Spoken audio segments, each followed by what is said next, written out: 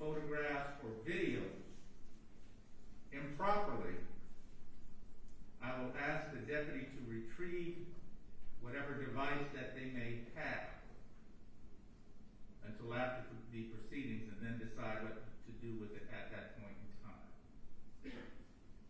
Also, as part of the court's decorum order that's in place, okay, I've indicated that there cannot be any types of signs, placards, t-shirts of any sort of support for any side or any party in these matters.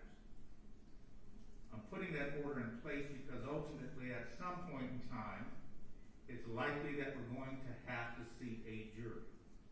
And I do not want individuals in any way trying to, in any way, influence persons that may be selected as jurors in this case. This is probably the first of several decorum orders that this court will be issuing throughout the proceedings, depending on information that makes its way to the court that may require me to place further restrictions on the parties as we proceed. All right, this is case number 21 CR 451, State of Ohio versus Adam Coy. Counsel, if you please, give me your appearance for the record. Thank you, Judge. Anthony Pearson on behalf of the State of Ohio. Good morning, Your Honor. May it please the court, I am Mark Collins, 0061207. Good morning, Your Honor. I'm Caitlin Stevens, 0095589. And we are co-counsel, Your Honor, for Mr. Coy, and we spoke with Mr. Coy. I spoke with him both Saturday and Sunday, Your Honor, and he's agreed to waive his appearance for today's proceeding. Okay. Thank you. Okay, this matter is before the court today on the defendant's motion for the court to reconsider bond in this matter. So on behalf of Mr. Coy. Thank you very much, Your Honor. May it please the court. And first and foremost, I want to thank the Assistant Attorney General as well as yourself and the court administrators for setting up today's hearing, Your Honor. I understand there's logistical aspects that are out of the normal, and we appreciate the professionalism and courtesy shown by everyone to us and to our client. Your Honor, as the court's aware, Ms. Stevens prepared and filed a motion for reconsideration that was filed on Sunday. I'm just going to highlight a couple areas, Your Honor, and talk about general concepts, and the court has any questions after that we would answer. Your Honor, in going backwards and trying to assess what occurred last Friday, I see it was kind of maybe remiss on me, Your Honor, and it happens in our criminal justice system a lot in terms of what was lost in the translation in terms of that hearing. And any time there's an indictment, Your Honor, where probable cause comes back, it's always put kind of in contradiction to an individual's presumption of innocence. And a presumption of innocence, Your Honor, as the Supreme Court of the United States has indicated, that this traditional right to freedom before conviction permits the unhampered preparation of a defense and serves to prevent the infliction of punishment prior to conviction. Unless the right to bail before trial is preserved, the presumption of innocence secured only after centuries of struggle would lose its meaning. So I think, Your Honor, we don't talk enough about the presumption of innocence at arraignments and at bond hearings. And here, there was probable cause found for a knowingly cause or attempt to cause serious physical injury, Your Honor, and which approximately would result in death. Not a purposeful, not a prior calc or anything of that nature. And so Criminal Rule 46, Your Honor, indicates that if you're going to take someone's freedom, you have to analyze the three components outlined in Criminal Rule 46. First being reasonably assure someone's appearance at court. The second one, Your Honor, whether or not the safety of an individual or potentially the community in general requires that person's detention. Your Honor, in addition, whether or not that potential person potentially could obstruct the criminal justice process. And I think what was left out on last Friday, Your Honor, is in Criminal Rule 46, it specifically states that the analysis should start with the premise of it has to be the least restrictive conditions. And those words are actually in Criminal Rule 46. And the reality and the effect of the $3 million bond that was set last Friday, Your Honor, kind of goes in the face of all the bond reforms that our state's working towards, the bond and bail reforms that the country's working towards, and I know this court is very active in that process. And the $3 million bond basically says if you're wealthy, you can get out. If you're of average means and poor, you're going to be in the court system until you have your trial and there's a verdict. And, Your Honor, we believe that the Ohio Supreme Court, Your Honor, is also addressed that aspect. And Justice O'Connor here, I apologize, Your Honor, indicated, and it's in Ms. Stevens' motion, that it's very important in the state of Ohio to recognize the importance of equal justice. For it is up to our court system, the judges, and the lawyers to ensure that the constitutional guarantees are applied equally. She indicated, Your Honor, that undermining our constitutional guarantees is one of the most decimating practices we as judges use in the criminal matters. The setting of bail, a system by which defendants must pay for their freedom. She recognized the purpose of bail, Your Honor, is not to keep people in, but to allow the release pending the resolution of their case. The constitutional demands release without bond unless there's a proven risk, Your Honor, of flight or danger to the community, including victims, witnesses. The justice system all too frequently fails to uphold the just bail practices. If cash bail is required, Your Honor, the Supreme Court Chief Justice said it should be set in an amount the defendant actually has the ability to pay. When you look at the totality of the situation, Your Honor, in addressing the three concepts and factors, and I'll just walk through them briefly because they're addressed in our motion. First one, Your Honor, is whether or not the assurance of the individual for court appearance is whether or not a flight risk.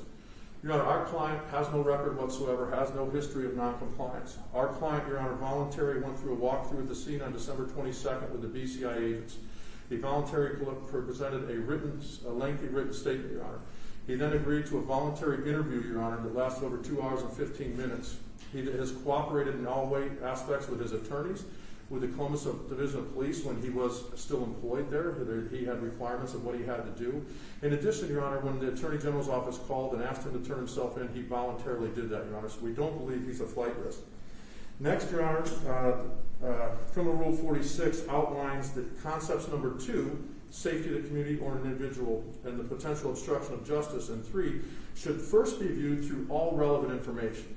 And it specifically states that in Criminal Rule 46, all relevant information. We believe, Your Honor, that is relevant in any analysis on a fair bond or a reasonable bond, one that's not excessive and one that is not punitive, is that you look at similarly situated cases. Ms. Stevens and I have represented an individual and gone to trial on a police shooting in which the officer in Pike County was mistaken that the victim had a gun. A $100,000 bond was set in that case, Your Honor. In our court system right now, before Judge Young, we represent Andy Mitchell, Your Honor, who has multiple felony charges, and in there a $1 million bond was set. We researched and provided the court with national cases, Your Honor, for the most part are from $75,000 to $500,000 with police shootings, Your Honor, and use of force. The outliers are the $1 million cases. There's 2 of those, Your Honor. So we believe that that's relevant information that should go into the analysis of setting a reasonable bond. In addition, Your Honor, Ms. Stevens and I looked at our local cases. We have 12 pending murders right now in this court system, Your Honor. And of those, Ms. Stevens listed the 4 or 5 who are out on bond, Your Honor, of anywhere from $25,000 to $500,000. And the importance there, Your Honor, is those are purposeful murders. Those are with gun specifications. Those are with prior records. Those are for individuals who can't, who are charged with much more egregious things in terms of the purposeful nature or the prior calculation, Your Honor. And the ones listed by Ms. Stevens are the ones who are actually out on bond in our court system right now because a reasonable bond was put in place. We believe, Your Honor, that when you look at those, to ignore those, as we believe occurred, to ignore those makes the constitutional defenses put forth unjustly applied. And that's why we do believe that those are relevant. Specifically, Criminal Rule 46, then to analyze the second and third components, Your Honor, gives us factors to look at. The first factor to look at, Your Honor, the nature and circumstances of the offense and whether or not our client had access to a weapon. Your Honor, he was lawfully allowed to have a weapon, on-duty police officer. That's why there's no gun specification attached in this type of case, Your Honor, because it's a legal right for him to have a weapon. The nature and circumstances of the offense, Your Honor, and I'll include this with both, I apologize, he's placed into a situation where a split-second decision must be made on an on-duty situation. When you look at factor number 2, Your Honor, the evidence against defendant, there's a videotape, Your Honor, as well as some witness statements, and there's about another 2-minute interaction that will come out eventually at trial, Your Honor, or in the negotiations or motion hearings. So there is more to the story than just the video snippet in that situation, Your Honor. And again, because it's an on-duty shooting, because it's a law enforcement, as the court is aware, Graham v. Connor outlines the potential offenses that are afforded to our client because of that. And as the court is well aware, the actions, his subjective belief and his reaction has to be looked through the lens of a reasonable police officer. And we believe that when you look at that situation, Your Honor, that's basically the evidence against our client. Identity is not an issue, Your Honor. I can promise you that at the appropriate time, Ms. Stevens and I will stipulate to the identity of Mr. Coy and the fact that he was employed as a Columbus police officer. And there is no dispute, Your Honor, that in fact our client took the life of the victim in this case while on duty in that situation. The only aspect, Your Honor, that will be analyzed for a potential trial is whether the subjective belief, reviewed objectively, was reasonable. So yeah, just before at 10:58, she received an alert from the bank, from her bank, that someone was attempting to fraudulently. The analysis, Your Honor. In terms of, then goes to, Your Honor, in terms of family ties, number 4, criminal 46, it gives a whole litany, a list of things that are there. Again, Your Honor, our client is 44, a lifelong resident of Central Ohio. He was born in Central Ohio, graduated from high school in Central Ohio, then entered the military, Your Honor, where he served honorably for 5 years. He received an honorable discharge and had the rank of sergeant. Came out, Your Honor, started at the Delaware County Sheriff's Office, moved to the Columbus Police Department. He has 3 children, Your Honor. He has many, many family ties in the Central Ohio. He has no mental health aspects. Your Honor, we make sure that he has no access to guns or anything of that nature. They've all been taken out of the equation, and I can assure the court if the court has any questions about that. So all of those, factors, Your Honor, come down in his favor with regards to factor number 5. Your Honor, again, this is a situation and we're asking for a reasonable bond. We believe a reasonable bond based on our experience and our dealings in this court system every day would be anywhere from $100,000 to $400,000, Your Honor. We believe in addition, Your Honor, and this is a specific request we have, we understand why the magistrate put in place a stay away from any witnesses in the case, especially police witnesses, and we will abide by that 100% to stay away from the victim's family or anything of that nature. However, Your Honor, there was a blanket condition put forth in that they mandated that we must stay away from all police personnel. And I don't know if that was a typo or if it was a mistake or if that was the intent. But basically, Your Honor, for the past 19 years, our client's family and friends are all police officers, Your Honor. Those are his support systems. Those are the things that he deals with every day. In the situation, Your Honor, there's actually a division of Columbus police officers who are trained especially to reach out and communicate with our client on a daily basis, to talk about things because those individuals were also involved in use of force things.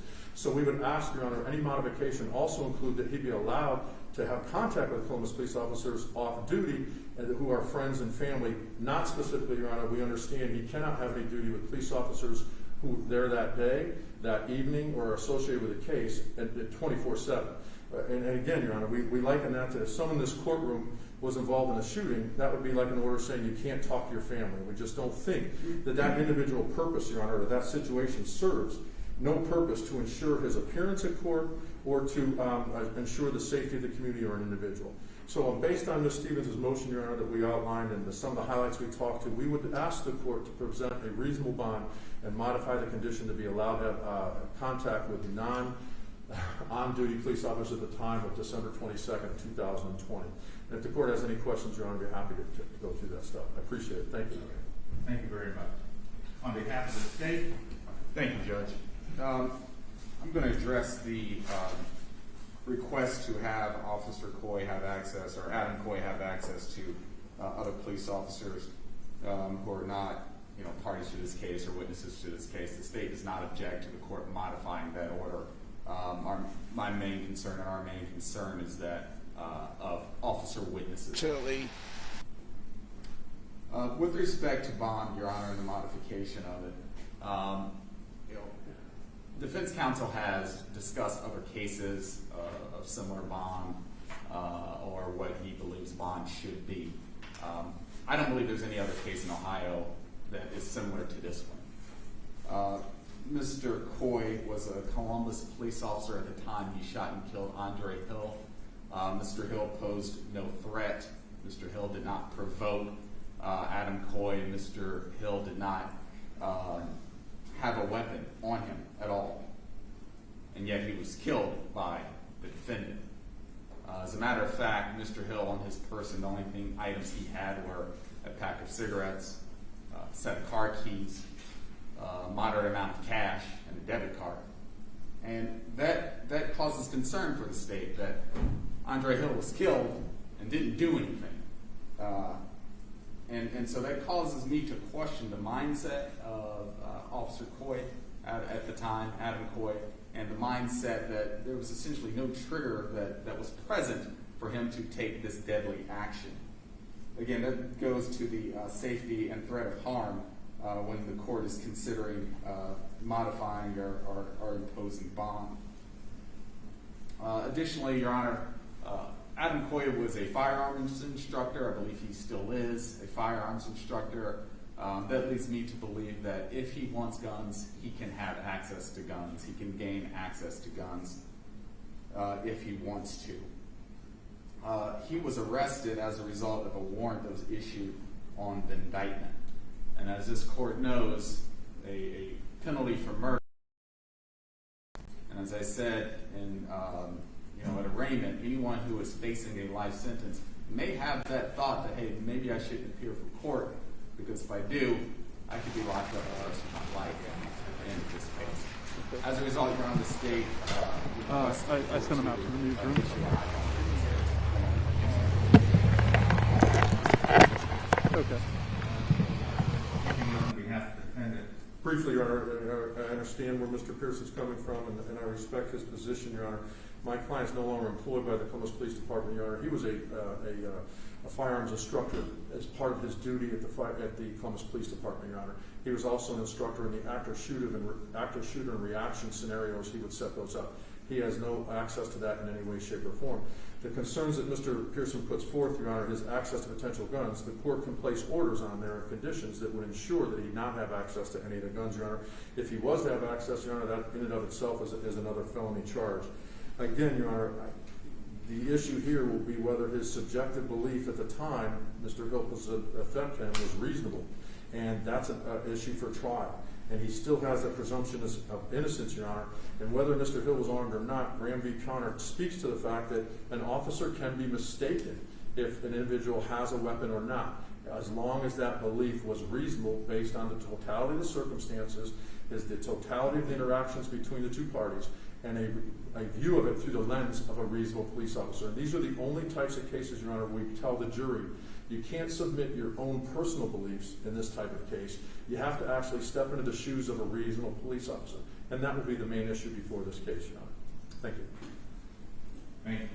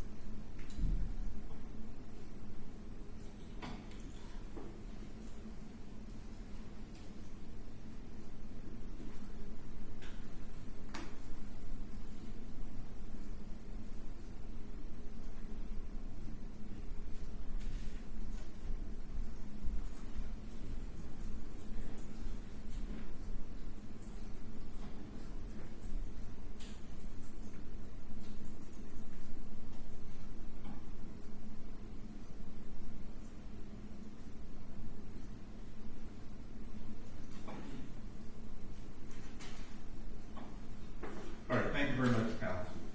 I think it has been appropriately articulated in the record the reason for bond and the factors that the court needs to consider in determining an appropriate bond. Obviously, the ties to the community is one of the factors. History of not appearing in court, any prior criminal history, whether the person has cases pending before the court now, and the nature of the offense charged, as well as other factors for the court to consider as well. At this time, the court finds that a reasonable bond to ensure the defendant's attendance at trial and for protection of the community is a $1 million bond, appearance surety, $20,000 recognizance bond. If he makes a bond, that would be a reporting bond. Stay away and have no contact with the victim in this case. That is to surrender his passport. No contact with law enforcement officers associated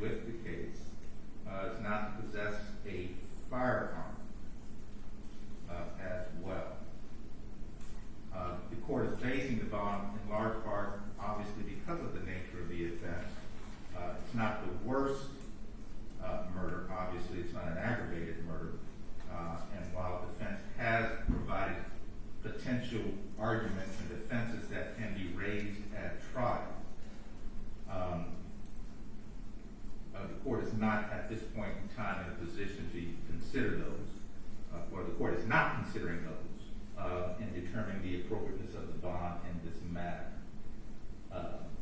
So, as the state indicated, because of the fact that if convicted, there is a possibility of a life term in prison, the court is imposing a bond that the court believes is a sufficient bond, if posted, to ensure the defendant is present at all proceedings. Is there anything else on behalf of the defendant at this time? No, Your Honor, thank you again for the professional courtesy of setting up today's hearing. On behalf of the state? No, Judge, thank you. All right, thank you very much, everyone. We are adjourned.